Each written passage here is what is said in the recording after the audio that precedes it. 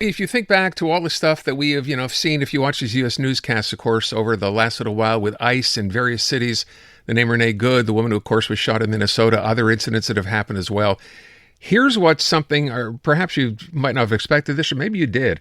There's a new interesting report from Royal LePage, the real estate folks, that shows that every time one of these incidents happen, and it's not just this, by the way, one of them noted is the Iran war when it began as well, a direct correlation between political uncertainty, current major events like these, and what they see is traffic on their websites from Americans looking at Canadian real estate actually increases. And it's pretty dramatic when you look at it on a graph. Marc Lefrançois is a real estate broker with Royal LePage here in Montreal. Marc, thanks for coming on. So, look, you look at these spikes and they pretty much do tie to specific events, right, when they happen. Yeah, and it's the first. If you go back in time and you think about it, normally it's the other way around. The United States is the land of possibilities, a beacon of democracy, and individual rights. And all of a sudden, I think Americans that are seeing the massive change that we're seeing, the cleavage between Democrats and Republicans.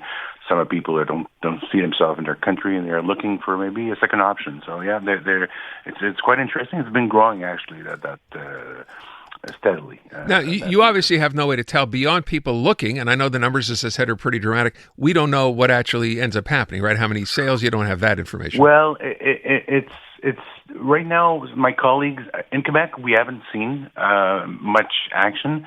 One would think that if it starts happening, it will start probably in Toronto or Vancouver first. It's language issues, probably easier for them to head that way, but and then maybe it's less cold. But my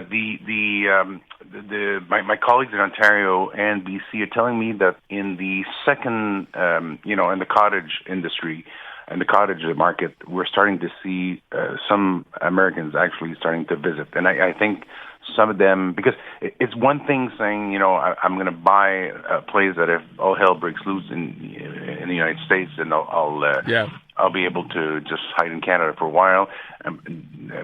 But to decide to immigrate outside of the United States, that's a complex procedure, right? So I think that what we're seeing right now is the beginning probably of a trend, and I think a lot of I'm in constant contact with some of our colleagues in the United States, and I think what a lot of people are saying is, well, let's see what happens with the midterm elections. I think a lot of people are banking on that in the United States. To your point, though, I mean, I looked at the story, and obviously when Donald Trump got in, I think we probably talked about it at the time, we saw a huge jump then too, right?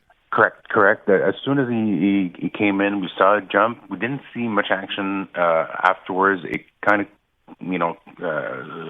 came down a bit, and we haven't seen any really inquiries, on our territory. So it was just basically, I guess, curiosity. People saying, well, what if I don't like it? What is it like in Canada? And blah blah blah. But now that as it just keeps on getting weirder and weirder, I think people are saying, okay, now maybe if this continues, maybe I should be ready.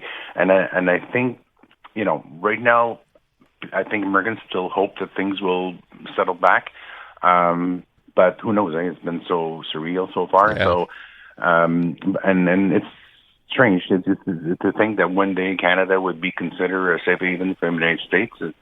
Who would have thought? By the way, I should mention as well, obviously just looking at real estate here, yes, that's an indication that you're interested. As I said, you don't have numbers for how many transactions actually happen because of it. But is there a huge discrepancy from what you've seen between, someone leaving from the U.S. to come here? Do you ever talk or negotiate discussions with these people and tell them, here's what it costs to come to Canada, here's how much your dollar is worth? Does it ever go that far?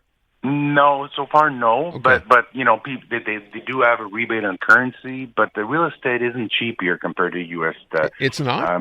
No, if you compare it to Los Angeles, Chicago, New York, obviously it's quite expensive. But at one point Toronto real estate was higher than you would find in Chicago. So Toronto and Vancouver have been extremely expensive in North American terms.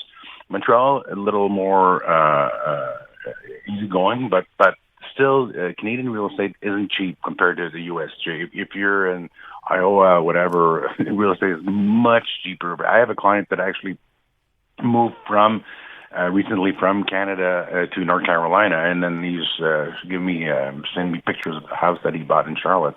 And oh my God, it's like a mansion, humongous, and it's quite cheap compared to what you find in Montreal. So they get a rebate on currency, but not necessarily in real estate. So.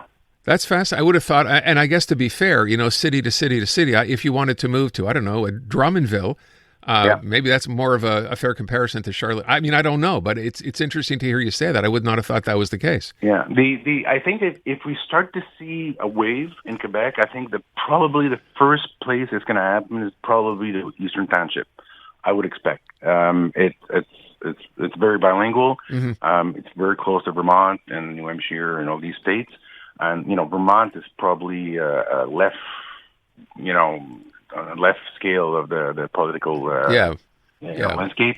And so I would think that they would probably be the first ones to decide to bail out. And then for them, the logic would be to move close to Sherbrooke or something like that, which is not a whole lot smaller than Burlington or whatever. So, do if you've had these discussions with American clients, do they ask you if they want to come to Quebec, where you think they should go, and ask you about prices in different areas around the province or in the city? I have had a few conversations. I went on to a convention in the United States recently, and a few of them were asking questions about that. But it really sounded like curiosity. And then the other issue that they have right now, and that I do tell them, is there are laws in Canada against non-resident buying real estate. And the problem for Montreal and Toronto and Vancouver, those are based on density of population. So there's a federal law right now that you cannot buy if you are a non-resident, or unless you have a work permit for at least 6 months after the act of sale, like a contract from an employer. Yeah. And then so you can't really start buying. And that's to cut down on speculation, I guess. Is that the idea? It was meant when we had a lot of an influx from Asia and stuff like that, and that was pushing, especially in Vancouver and Toronto, prices up. And so that's why they modified it to allow for people working. But I don't expect necessarily those people who are moving from the United States to Canada won't be work transfer. It'll probably just people wanting to start over. It could be people who are retired. Think about it, for a U.S. citizen who's maybe fairly wealthy to move to Canada. They want to, as a retiree, you wouldn't have to pay, high tax rates and stuff like that, and they would benefit from all the, our Marc, social networks. I got to wrap up. I want to thank you so much for the time. I appreciate it. An iHeartRadio experience. Jelly Roll, live in Quebec City at Festival d'été de Quebec. Presented by Bell, in collaboration with Coors Light. You ain't nothing but a liar. You could win VIP tickets for 2 for July 19th. With flights, hotel, and $1,000 cash. I'm wide awake and I'm dreaming. Download the iHeartRadio app. Listen to Pure Country for 10 minutes and enter to win. Jelly Roll, live at FEQ. Every day you listen is another chance to win.